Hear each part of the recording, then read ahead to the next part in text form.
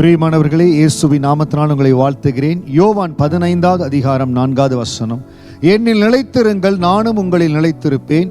கொடியானது திராட்சை செடியை நிலைத்தராவிட்டால் அது தானாய் கனி கொடுக்க மாட்டாது போல நீங்களும் என்னில் நிலைத்தராவிட்டால் கனி கொடுக்க மாட்டீர்கள். ஆண்டவரோடு இருக்கிற இந்த வாழ்க்கை தேவ சமூகத்தில் நிலைத்திருக்கிற வாழ்க்கை.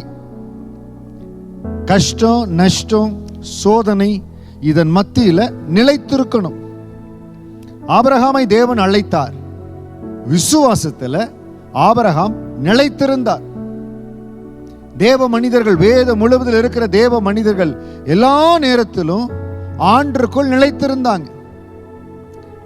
ஏசப்பா இந்த பூமியில் இருந்த பொழுது தன்னுடைய சீஷர்களுக்கு சொல்லுகிறார், என்னில் நிலைத்திருங்கள், நானும் உங்களில் நிலைத்திருப்பேன். அன்பான தேவ ஜனமே, இன்றைக்கு விசுவாச வாழ்க்கையில நிலைத்திருக்கிறதுக்கு, விசுவாசத்தில் நிலைத்திருக்கிறதுக்கு, சோதனையில் நிலைத்திருக்கிறதுக்கு ஆண்டு மேல அது உண்மையான பற்றுதல் இருக்கணும். ஏசப்பாவை விட்டு பிரிக்காத அந்த நேசம் இருக்கணும்.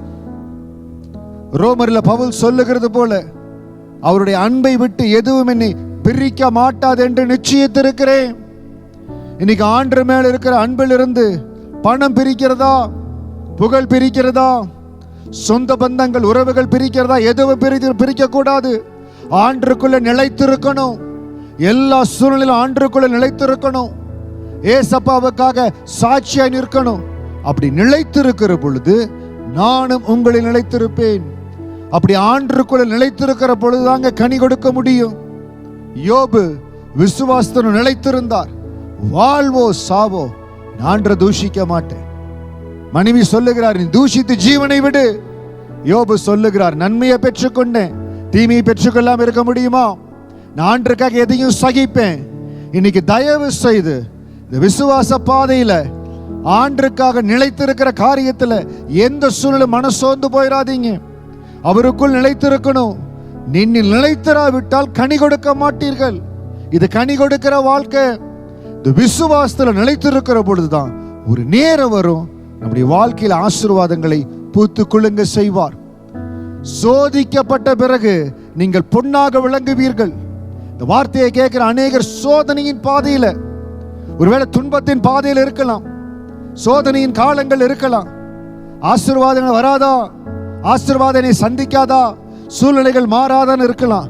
ஆனால் அதன் மத்தியிலையும் தேவனை துதிக்கணும். அதன் மத்தியிலையும் தேவனுடைய ஆலயத்துக்கு தந்து சாட்சியா இருக்கணும். அதன் மத்தியிலையும் ஏசப்பா நீங்க வாழ வைக்க உண்மையுள்ளவர், அவரை பற்றி கொள்ளணும், நிலைத்திருங்க.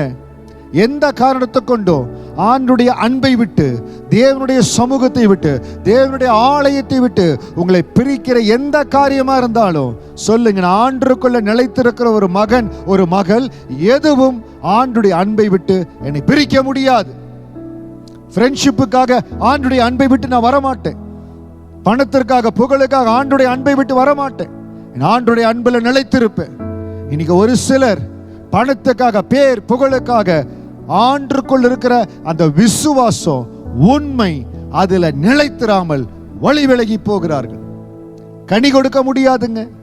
என்னில் நிலைத்திராவிட்டால் கனி கொடுக்க மாட்டீர்கள். தேவனுக்கு என்று நல்ல கனிகளை கொடுக்கணும். நல்ல மரமா நல்ல கனிகளை கொடுக்கணும்னா ஏசப்பாவுக்குள்ள நான் நிலைத்திருக்கணும். தயவு செய்து உங்களுடைய விசுவாச ஓட்டத்துல உங்களை ஆராய்ந்து கொள்ளுங்க. எந்த இடத்துல நான் ஆண்டரை விட்டு விலகிறமோடு இருக்கணும், ஆண்டுடைய அன்புல தனியறது போல இருக்குதோ, இல்ல நான் விலக மாட்டேன், அவருக்குள் நிலைத்திருப்பேன்னு சொல்லி கர்த்தருக்குள் உறுதியா நிலைத்திருங்க. கர்த்தருடைய ஆசீர்வாதம் உங்கள் மேல் இருக்கோ. நிலைத்திருக்கிற ஒரு தேவ பிள்ளை கொடுக்கிற கனி ரொம்ப வித்தியாசம். அவங்க வாழ்க்கையில வருகிற தேவனுடைய ஆசீர்வாதம் ரொம்ப வித்தியாசம். கர்த்தர் உங்களை அப்படியே ஆசீர்வதிப்பார், பலப்படுத்துவார். God bless you.